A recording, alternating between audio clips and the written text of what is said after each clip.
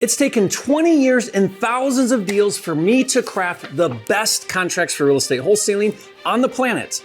Now, having super duper amazing contracts is one of the most important tools in your toolbox as a wholesaler. Now, even if you think you have good contracts, throw them away because mine are better. Last year alone, 40,972 people downloaded these contracts, and I've made some important updates recently. So on this video, not only am I gonna walk you through when to use them and step-by-step how to fill them out, be sure to stay to the end of this video. I'm gonna show you how to get them for free. But first, if you're new here, I'm Jerry Norton. I went from dead broke to making millions of dollars a year, and after doing thousands of deals, I created this channel to help you master the art of wholesaling and flipping real estate so you can live your dream life. So if you want to be a flipping genius like me, subscribe to my channel and watch my videos. Okay, here it comes. I am not a lawyer, nor am I giving legal advice. You are a big boy or a big girl, and you alone are responsible for your own actions. So always seek competent professional legal advice when transacting real estate. It's also important to understand that real estate is governed and regulated at the state level. That means specific contract law may vary from state to state. It's your responsibility to learn the nuances in your state, especially regarding regulation around wholesaling. Now, I cover this topic extensively here on my channel and have an entire playlist dedicated to understanding wholesale regulation. I'll put that playlist link in the description below for you.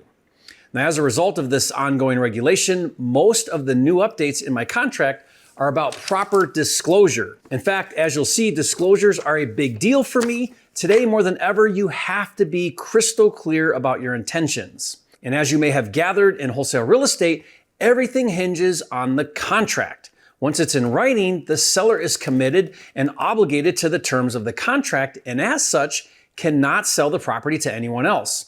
Likewise, when you sell to a cash buyer, once in writing, you cannot sell the deal to anyone else, and the cash buyer is committed to buy the deal. Having really good contracts with proper disclosures sets clear expectations between the parties and ensures a smooth transaction. Executed contracts are also mandatory for title companies to open escrow and transact the closing. Until you have fully executed contracts, you don't actually have a deal. Bottom line, no contract, no deal. In wholesaling, there are two primary contracts you'll use. A contract between you and the seller, typically called a purchase and sale agreement, and then another contract between you and the cash buyer, which could be one of two different options depending on whether you double close or assign your deal to the cash buyer. Now, I'll explain both in detail, so keep watching. One thing to keep in mind when wholesaling on-market properties, which are listed for sale with real estate agents, is agents are required to use their state-approved contracts. However, it's still your responsibility to make sure that those contracts have everything in them so that you can successfully wholesale your deal. I did a video that breaks down 10 things you need the agent to include in their contract. I'll put the link to that video in the description below and you can watch it later. Now, one final thought on wholesaling on-market properties. The agent is only involved in the contract between you and the seller and is not involved in the contract between you and the cash buyer. That is your responsibility. Okay, so now let's talk about off-market properties where there are no agents. When you're working directly with the seller, it's up to you to procure the contract. And if you're like me, when I first got started, understanding how to fill out contracts can seem intimidating and overwhelming. But once you understand the mechanics and what's included in that contract, and after you go through the process of filling it out a few times, it's actually pretty easy. So what I want to do now is I want to pull up each of my contracts and go over them with you and show you exactly how to fill them out. There are actually 3 different contracts that I want to go over, but before we get started, there are 2 very important things you'll notice about my contracts. First, I do not use the word contract anywhere, even though that's what I've been calling them. Instead, I use the word agreement. And when I'm talking to sellers, I try not to use the word sign and instead use the word approve. So instead of saying to a seller, sign this contract, I'll say approve this agreement. The reason is because when people hear sign a contract, it triggers negative thoughts and emotions such as legally binding and lawyer, whereas approve this agreement is much less intimidating and evokes a feeling of trust and unity. Okay, let's get started. Okay, so the first contract we're going to look at is the purchase and sale agreement. Now, again, this is often referred to in the wholesaling community as the A-B contract, A seller, B wholesaler. Now, you'll see why that matters in a minute when we look at our other contracts. But for now, this is the most important one because it's the first contract between the seller and you. And if you take a look here at this contract, it says the purchase and sale agreement is entered into between a blank there for the buyer. That would be you. You're going to put your information in there, your name or your LLC with an address of, and then you put your business address or whatever address you use. And then you put the seller's name there with an address of and the seller's address. And then number 1 says the opening. The opening will occur upon the date of this agreement is mutually executed and acknowledged by the title, escrow, or closing attorney. So that depends on what state you're in, whether you use title, escrow, or a closing attorney. That's going to be called the escrow agent. That's the person at the title company or attorney that's going to close the transaction. Number 2 is the property. So the property, it says here that we're going to buy this as is. We're not going to ask the seller to do things like fix something. We're going to take the property as is and then described as, and then this is where you put the address of the property. Okay, and that's going to be referred to here on out as the property. Number 3, purchase price. The purchase price to be paid at close of escrow, which is COE. So you'll see that close of escrow is simply the closing date of the transaction. And the price is going to be, and you hand write out the dollar amount, and then you put the dollar in numbers next to that. The purchase price shall be paid to seller as follows. An earnest money deposit, EMD, of, and then you're going to put an earnest money dollar amount there. Now, a lot of wholesalers don't put earnest money. A lot of educators say don't put earnest money. I'm a big believer in paying earnest money, even if it's low, $100, something to show that you're putting a good faith deposit down with your contract. The reason why is because if your contract is ever challenged in court, a judge or a court is going to look at the legitimacy of your contract. And if you pay no earnest money, then that doesn't look good for you. Earnest money is what validates a contract. So make sure that you put something there. I try to do $500 or $1,000. Sometimes I'll use it as a selling feature to my offer and I'll put a high earnest money and I'll explain to the seller why that's a benefit. So the balance that's due at close of escrow would be the purchase price less the earnest money equals the balance. So for example, if the purchase price was $100,000 and you're putting $1,000 earnest money, the balance would be $99,000. And then number 4 says how the earnest money is going to be held. It's going to be held in an escrow in an escrow account at the title company. And then it's very clear language in here that you get that back in the event that the property doesn't close for some reason. Okay, number 5 is financing. So financing here, we've got 4 different options. So you're going to check box the option that applies to you. Most offers are going to be cash. Now, this is very important. Most people misunderstand what cash means. Cash isn't cold, hard cash in a brown paper bag under your mattress. I mean, that could be cash. It's not even liquid funds in a checking account in the bank. That could be cash. But cash simply means that it's not traditional financing and your offer is not contingent upon getting that financing. So it says cash is defined as capital from the buyer's personal funds or the buyer's investors, partners, or any unconventional lending sources. This agreement is not contingent on the buyer securing funds to close. So it's simply stating here that cash means it's not a contingency. A contingency, a financing contingency would be if I don't get the loan, then I can back out of the contract. We don't have that here. Okay. Or it could be subject to. So if you're doing creative financing, it could be subject to. You can put some terms in there, taking over the existing loan. It could be seller financing. You would put this price, this down, this interest rate, just some basic terms there. Or for some reason, you could be using traditional financing and make a contingency and then put the terms in there. Like contingent, I get a loan from the bank with 20% down and a 6% interest rate or whatever. So you check the one that applies to you. Number 6, inspection period. This is very important when wholesaling. The inspection period is your due diligence. That's your time for due diligence. Now, I used to have in my older contracts where I would have all the way up until closing as a due diligence period, but that doesn't look good. Again, if I go before a judge, I want my contract to stand alone and not be too one-sided. If it's too one-sided, then the judge is going to favor in the other party, right? So a legit contract is going to have a reasonable inspection period. So I typically do 10 days max, could be 7 days, 5 days, 3 days, but you would put 10 calendar days from the date of this agreement, during which time buyer will have the absolute right to cancel this agreement for any reason whatsoever at buyer's sole and complete discretion. Upon such cancellation, buyer shall be entitled to a return of all earnest money held in escrow. So this is letting the seller know, letting everybody know that that inspection time frame, you don't have to prove anything. It's just a window of time for you to do your own personal due diligence, and then you have the right to then exercise that and back out if you need to.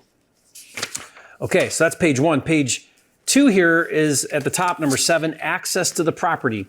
Between the date of the opening of escrow, seller grants the buyer's employees, inspectors, partners, investors, contractors, or agents access to the property. This is in case your cash buyer needs to get in there, or maybe you're going to flip it. You need contractors, your buyers need contractors, investors, partners, all the different people that might need to get in this property.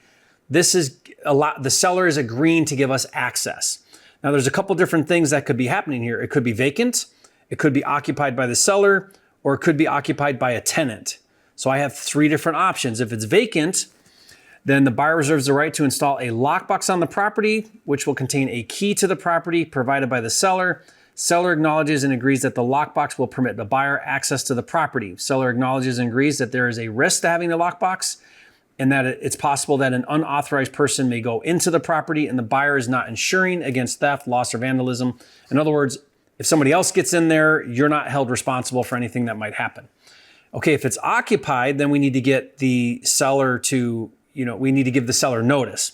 So if the property is occupied by seller, tenant, or otherwise, as of this opening, seller shall permit buyer access with 24-hour notice.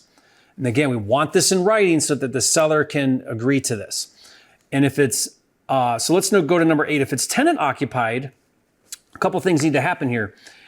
We need to be clear about what's happening with that tenant. So is the tenant staying? If the tenant, are they leaving? So the first one is vacate property on or before close of escrow. If the seller's agreeing that the tenant's going to be out, then now that has to happen to close the contract. It could be that the tenant stays. Maybe it's a good paying tenant and they're going to stay. Maybe their lease supersedes your contract. That's state specific. It says the seller shall deliver the following to the buyer within 5 days of opening, which would be 5 days from the contract.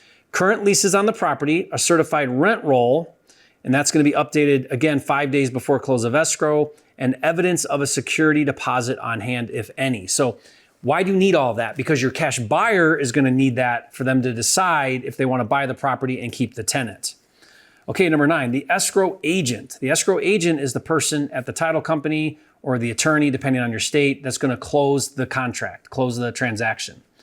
And this is where we want control over who the closing company is. So it says seller and buyer hereby employ, and then you'll put your wholesaler friendly title company. If you don't know who that is yet, don't worry about it. Just put to be determined, and then you can decide later. And they're going to act as the escrow agent for this transaction. So this constitutes the escrow instructions to the escrow agent, and you're going to follow the state laws and blah, blah, blah.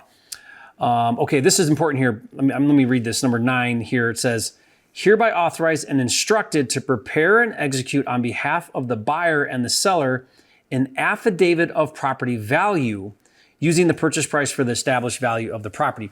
What is an affidavit of property value? Okay, what that means is it means the seller is acknowledging that the price they're selling the property to is acknowledged as the value of the property. Now, why do I have this in here? Because you don't want the seller to come back later and say, hey, the real value of my property was $100,000 and I sold it to you for $30,000 and you scammed me and ripped me off. You don't want that claim being made. So this is establishing, everyone's agreeing that the value is equal to the price. Number 10, close of escrow. The closing date shall occur on or before the date. So 30 days out or whatever. Now I don't put a date. I put 30 days, 21 days, 14 days, because then that date is contingent upon whatever day you actually sign. So if the contract goes back and forth, it's going off of the executed date. That's when the clock starts. Okay, it says the rest of this number 10 is talking about title. What we want here is we want a free and clear title. We want a warranty deed or equivalent. We want to make sure that we're getting a good marketable title. Your buyer is going to require that, and that's just really smart. So that's number 10. Number 11, closing fees. So every state is different, and the contract is going to dictate how the closing fees are determined. So first and foremost, closing fees due at close of escrow, with the exception of delinquent property taxes, mortgage liens, mechanics liens, IRS liens, judgments, or any liens, this is not including that. So the seller would pay all of those types of liens out of their proceeds, right? But what about all the other closing fees, like prorations or attorney fee, closing fee, transaction, a TC fee? What else could there be? Recording fees. All of those typical closing fees need to be decided who's paying those. So we have 4 options. The buyer and seller shall each pay their respective escrow and closing fees according to the usual and customary practice in the state of whatever state you're in. Some states handle that differently. Sometimes the seller pays the transfer tax, sometimes the buyer pays it. So this is just saying we're going to follow the normal rules in our state. The second option is buyer and seller agree to split evenly. Maybe you agree to that with the seller. The third option is buyer pays all of the closing fees. That's typical in wholesaling where you say as the buyer will pay all the closing fees. You pass it on to your cash buyer. The fourth one could be the seller pays all closing fees. Now, why would the seller pay all the closing fees? Maybe you say to them, hey, I'll agree to your price, but you pay the closing fees. This is just where you're using closing fees to negotiate. Okay, so that's closing fees. Number 12, prorations. Okay, so prorations are just how are the property taxes handled, property turnover, seller gives the buyer the keys. Number 14, debris, personal belongings. At close of escrow, seller shall deliver to the property or to the buyer. Now, this is important. This can haunt you. Are you buying the property with all of their crap in it, their personal belongings and all of that? Or are they giving you the property vacant? So first one says, with debris and or personal belongings that are currently present in the property, and the buyer is going to assume responsibility for the trash out, removal, and cleanup of said debris and belongings. This is a value add. You might say to the seller, hey, you know what? I'll take it. It's got all this stuff in there. The previous tenants trashed it or whatever. It's the basement's full to the ceiling. I'll handle all of that. And you're making that easy and convenient now for the seller. So maybe you agree to that. Or the second option is without debris and or personal belongings. All debris and personal belongings to be removed from the interior, exterior of the property. In the event the property is not left in a neat and clean condition, buyer will have cleanup completed at the seller's expense, which cost at buyer's option may be deducted from the purchase price. Seller's obligation to pay buyer shall survive the cancellation of this agreement or close of escrow. Any items remaining in the property at close of escrow shall be considered trash and removed by the buyer. So again, it's just getting clear on how debris and belongings are going to be handled. Number 15, appliances. Now, appliances are not fixed to a property. So those can be removed or they can stay. So this is clarifying that. All working appliances, are they going to stay? Or the first option is not included. So the seller is going to take those, or they are included with the exception of maybe the seller wants to keep the barbecue or something. So, or whatever. So you'll put that in there. If there is anything else that you want, number 16, you would write that out. So like I bought a property that had a motorcycle one time, a car one time. So if there's anything on the premise that you want, you would specify it in writing on number 16. Okay, now I've got some disclosures that are really important here I want to talk about. Number 17, marketing. This is something new in our contract. If permissible and in accordance to real estate governance in the state of Michigan or whatever state you're in, seller authorizes and permits buyer to advertise the property for rent or sale and or advertise this agreement for sale. That's wholesaling, right? You're selling the agreement, the contract, not the property, as a principal to this agreement. Now, this is very important because it's allowing the seller's giving you permission to do marketing. So they can't get mad later if this is on a Facebook page or there's a for sale sign somewhere or online somewhere, or at the MLS or whatever. The seller's giving you the right to market either the property or the contract, depending on your exit strategy. Okay, number 18, seller's deliveries. Let's see. Okay, so if there's any kind of, the seller needs to provide a 5-year insurance claims history. So that way you know where their claims, what happened. Again, this is something that you'll pass on to your buyer. It's just good to have any kind of insurance claims that might have happened. Number 19, 20, 21, and 22 are all new disclosures recently that I've added to my contract. These all are centered around either issues I've had directly or regarding some of the regulation that's being passed and some of the concerns in the consumer protection world. And most of this is all centered around disclosure. So let's go through these. It's very important that these are in here now and that you understand them and that you go over them with your sellers. Number 19 is an equity release. Seller acknowledges that the purchase price may be less than market value and voluntarily agreed to sell the property to the buyer for convenience, to save money or time, lack of funds to renovate, and or any other personal reasons, and herein releases and waives any and all claims against existing or future equity arising from the property. So they can't come back and say, there was equity and you owe me that equity and I didn't know there was equity. They're acknowledging and releasing any equity that might either be there or come in the future. Buyer has not made seller any representations or promises as to the value of the property in its as-is current condition. Okay, number 20, a profit disclosure. Super important here. Seller acknowledges that buyer is an investor and is purchasing the property with the intent to make a profit by either renting, fixing and flipping, reselling, and or assigning this agreement. So the seller can't come back and say, well, I didn't know you were buying it to flip it and make a bunch of money. I didn't know you were going to sign it for 20 grand. And now I'm upset. Now I'm making a claim that I didn't know your intent and you tricked me or any of that. It's a profit disclosure, super important. 21, an assignment disclosure. Seller acknowledges that buyer may assign his or her interest in the purchase of the property to a third party and buyer who shall be any party selected at any time of the buyer prior to close of escrow and affirmed with a separate written assignment of agreement executed by buyer and end buyer. In the event of an assignment of agreement, seller acknowledges that buyer will collect a fee from the end buyer that is separate from the purchase price in this agreement. What are you doing? You're basically disclosing that you may wholesale the property and that you have the right to do that and that you're going to make money doing that and that the seller is okay with you doing that. Okay, 22, the last main disclosure here. Agency disclosure. Seller acknowledges that the buyer does not hold an active real estate license with the state of whatever state you're doing the deal in.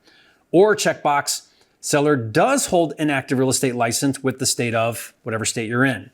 Now this is important here. Seller acknowledges that the seller does not, or the seller has not been represented by the buyer or any representative of the buyer with respect to the purchase and sale of the property. Seller agrees and understands that the buyer's representatives are not acting as the seller's broker or an agent in the transaction and have been acting solely for the buyer's own benefit as a principal to this agreement. Seller agrees to hold buyer free of any and all liability regarding the property and transaction arising from any claim on agency. And claim on agency would be maybe the seller had a listing agreement with another agent and that agent now is entitled to a commission. Maybe if you're licensed, maybe they're saying, well, I thought you were acting as my agent. It eliminates any issues with being licensed or not licensed. And you're making that clear. Hey, I'm not licensed.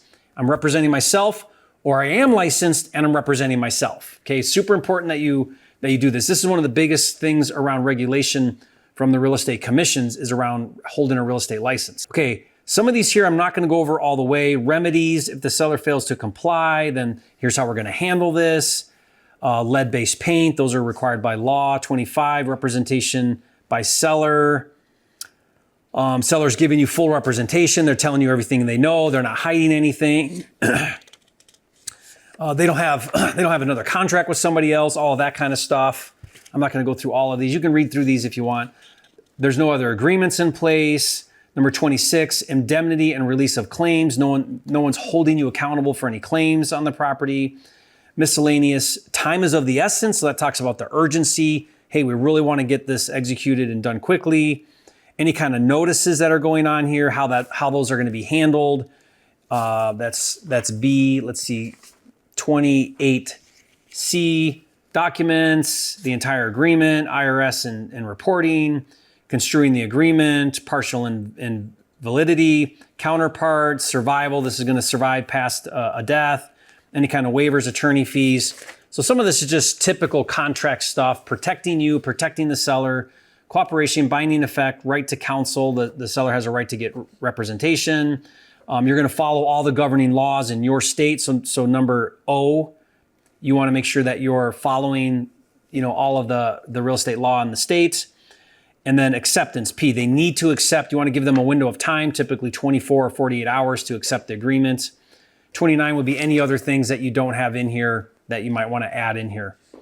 And then seller signs, buyer signs, initials, and that's it. Okay, again, super duper amazing, best wholesaler contract you'll ever find. There it is, updated disclosures. And stick around, I'm gonna show you how to get that for free in a second. But let me go through our next contract here. This is also a purchase and sale agreement. This one's only 3 pages, and this is our BC contract. B being wholesaler, C being cash buyer. Now, you already have one purchase and sale agreement between AB, seller, and wholesaler. Why would we have a BC between wholesaler and cash buyer? This would be in the event that you double close. Double close would be you have one transaction where you close as the buyer with the seller, then you turn around 5 minutes later, or same day, next day, you turn around and resell to your cash buyer. Why would you do that? Well, maybe you don't want to disclose your wholesale fee. Maybe there's a no assignment clause in the contract, like they didn't agree to that for some reason. So you have to then double close. So if you do, then when you find your cash buyer, you are going to use a BC contract, and this looks much different. It gives you, now you're the seller, so now you want some protections as the seller. So let's go through this. This is between buyer, you fill out your address, the seller and their information, which would be you, property address. Number 2, purchase price. This would be the price that you're selling it to the cash buyer. Earnest money. Earnest money is very important. This is one of the most important things with a cash buyer is getting a substantial earnest money. Mine are minimum $2,500. I like to get $5,000, $10,000 earnest money. And look at this language here, number 3. EMD is non-refundable. That means if they don't close, they lose their earnest money. It's to be held in an insured escrow account held by the escrow agent of the seller's choice. Remember, you're the seller now, so you want the control. This is the BC contract. So B is wholesaler as the seller, C is buyer as the cash buyer. So seller's choice, and if escrow closes, the EMD shall be credited against the purchase price. So if they move forward and close, it's a credit.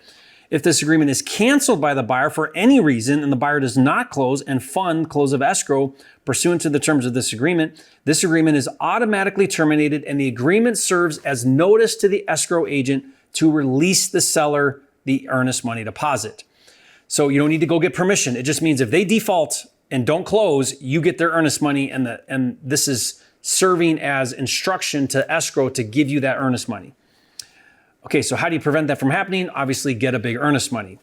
Number 4, funding. There's no financing contingency. Funds to purchase the property shall be cash. Cash is defined as funds from the buyer's personal funds or the buyer's investors, partners, or unconventional lending sources such as hard money. Proof of funds.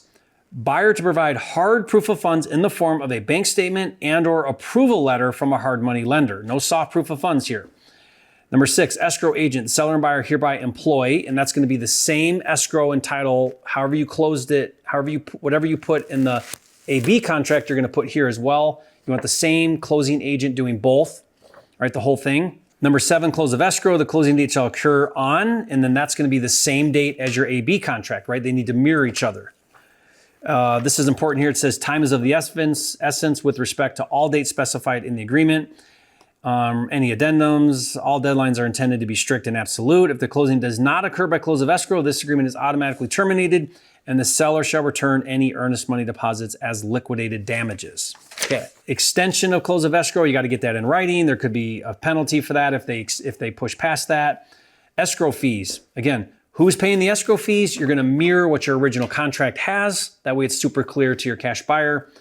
Same with prorations, delivery, marketing. One thing that's important here is number 10. Buyer cannot advertise or promote the property for sale prior to close. Seller reserves the right to continue to offer property for sale until this offer has been formally accepted in writing and all contingencies removed in writing. So you want to make sure that the buyer doesn't go out and daisy chain, that we call that daisy chain, where they try to resell your contract to another buyer, right? They have to get your permission to do that. And that's where number 12 is important. Buyer cannot assign this agreement without the express written consent of seller. You're the seller, they need your permission if they want to try to reassign the contract. Maybe you'll let them. Like sometimes I let them, I don't care, as long as I'm getting my assignment fee. I just want to know what's going on. Okay, a hold harmless, that's normal. Any other agreements? No other agreements can be in place. Binding. Okay, that's it. So pretty simple, pretty clean, making sure that you, the seller, have the protections since you're now in control. Okay, and the third contract that we're gonna talk about now is the assignment of purchase and sale agreement. And look at this, one page, isn't that beautiful? And this is really simple. Basically, this is saying that this contract you created for, let's say, $100,000, the AB contract between seller and wholesaler, this now says that the cash buyer gets to take this and purchase it and now step in and take on the role as the buyer of this contract that you created.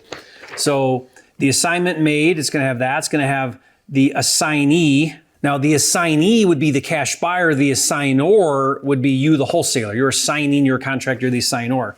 So you'd put the cash buyer's info, your info, the date, the property address, a legal description, and then here's the total of, and then you would put that total dollar amount that you're assigning your contract for, and which is to include the assigner's assignment fee, close of escrow on or before, and that's going to be the same close of escrow in your original contract.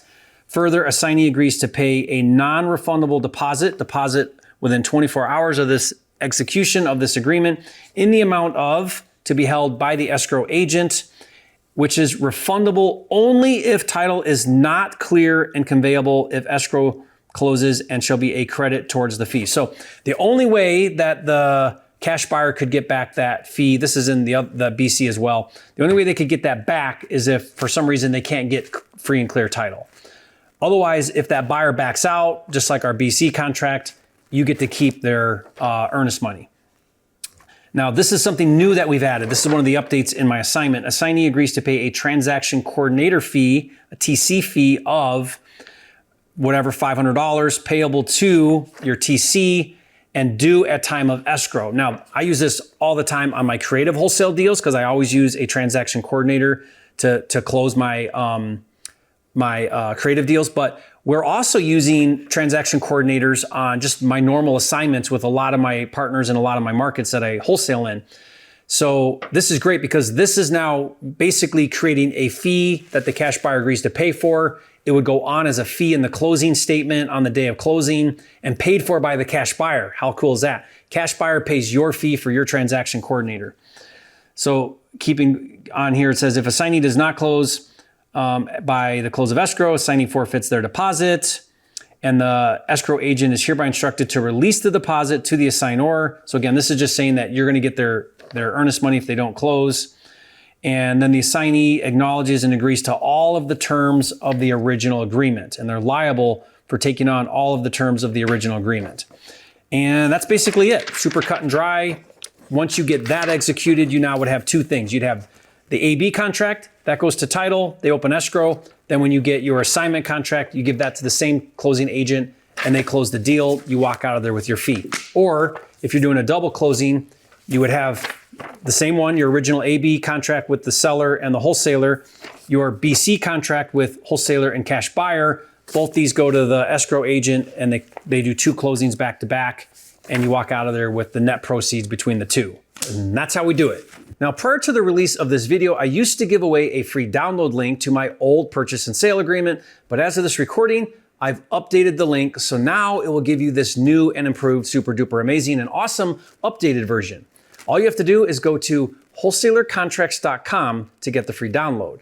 All I ask in return is you leave a comment and say, Jerry, thank you for giving me the best wholesaler contracts in the world for free. You are a flipping genius. And by the way, I'm in the process of updating Flipster with this new agreement as well. That will be coming out shortly. Now, if you've never heard of Flipster, it's the nation's #1 wholesaling and house flipping deal management system to help you organize, streamline, and automate all of the steps to wholesaling and flipping houses, including digital contracts that you can email directly to sellers or cash buyers for electronic signature, right on their smartphone or computer. And digital contracts are just one of dozens of tools included with Flipster. To see it in action and test drive it for free, just go to joinflipster.com. Finally, having the best wholesaler contracts in the world means nothing if you don't have any deals. So next, I want you to watch a video where I break down a 30-day action plan to get your first deal. Watch that now, and remember, it's not about the money, it's about having the time and freedom to have, be, do, and give everything you want in life. That's what it's all about, and I'll see you on the next video.